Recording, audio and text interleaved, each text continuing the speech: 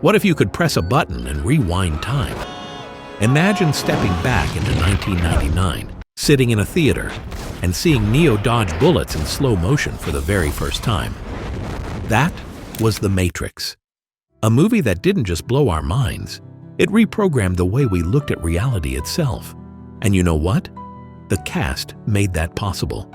But where are they now? Today, we're going back down the rabbit hole to rediscover the iconic faces behind one of the most legendary films of the 90s, The Matrix. Number 1. Carrie-Anne Moss Trinity. Cool, calm, lethal.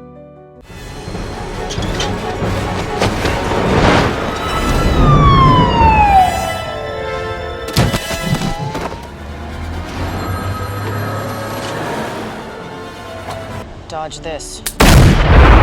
Carrie-Anne Moss as Trinity was a revelation.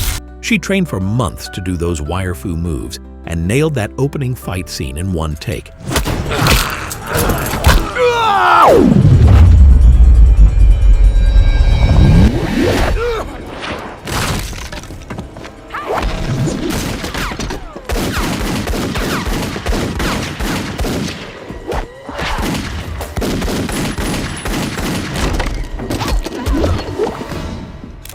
Before The Matrix, she was relatively unknown. After it, instant icon.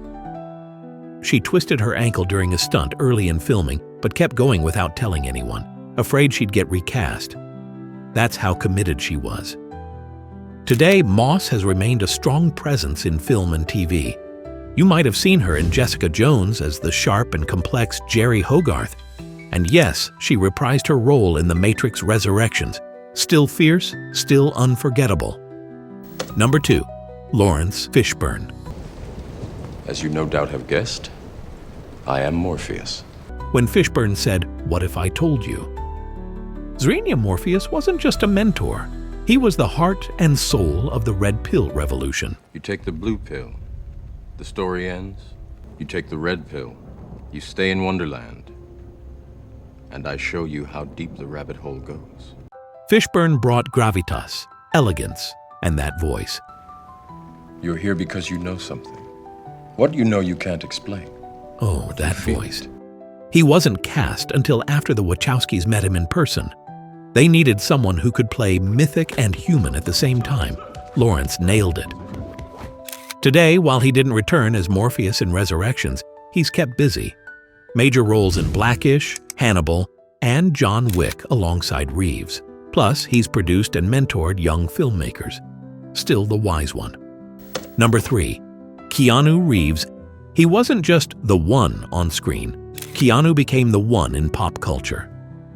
Back in '99, Reeves brought a mix of quiet intensity and vulnerability to Neo that was rare for action heroes. Critics initially weren't sure about his casting, but audiences fell in love with him. Then you'll see that it is not the spoon that bends, it is only yourself. The iconic bullet dodging scene?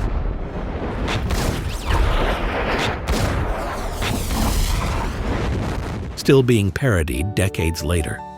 Behind the scenes, Keanu was known for being incredibly humble. He reportedly gave away millions from his salary to the visual effects and costume teams. That's not a myth. That's just Keanu being Keanu.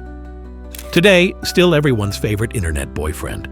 He led the John Wick franchise, proving action heroes age like fine wine. He also returned as Neo in The Matrix Resurrections in 2021. And yeah, still riding the subway like a regular guy. 4. Hugo Weaving as Agent Smith, the villain you loved to hate. Look out that window. You had your time. Hugo Weaving gave Agent Smith a uniquely terrifying charisma. Those perfectly enunciated lines and that cold stare? Chilling, but also kind of mesmerizing. Did you know? Weaving almost didn't take the role due to a hip injury. Thankfully, he did. Gave us a villain worthy of the digital age. Today, Weaving didn't return for Resurrections due to scheduling conflicts, but he's been active in theater and indie films. You might remember him as Elrond in The Lord of the Rings, or V&V for Vendetta. The man's got range. Number 5, Joe Pantoliano as Cypher. Cypher. The traitor who just wanted a juicy steak and to forget everything. Then we have a deal. Pantoliano played him with such sleazy charm, you couldn't help but be intrigued. His betrayal scene? Still hard to watch, but it gave the movie its emotional tension. Today, Joe's been a constant presence on TV and in film. You might have caught him in The Sopranos or Bad Boys. He's also an outspoken advocate for mental health awareness and openly discusses his own struggles. Respect. Number 6, Gloria Foster as the Oracle. You're cuter than I thought. Warm, witty, and wise. Gloria Foster gave the Oracle a grounded humanity that contrasted beautifully with the film's high-tech vibe. That kitchen scene with Neo? Pure cinematic gold. Tragically, Foster passed away in 2001 before completing the Matrix sequels. Her scenes in Reloaded were her last. She left behind a legacy of powerful performances and dignity. Why the Matrix still matters. It wasn't just the slow-mo or the black leather. The Matrix was a cultural shift. It questioned authority, challenged perception, and mashed philosophy with kung fu. People started wearing sunglasses indoors for a reason. The cast's chemistry turned it from a sci-fi experiment into a movement. And even after all these years, it still sparks debates, rewatches, and fan theories. 2 decades later, The Matrix remains part of our pop culture DNA. Its cast helped shape an entire generation's idea of heroism, truth, and resistance.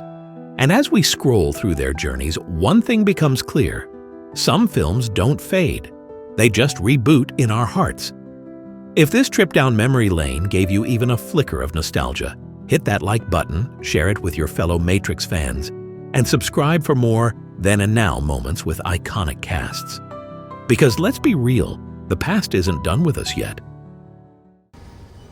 Did you know that the first Matrix was designed to be a perfect human world where none suffered, where everyone would be happy?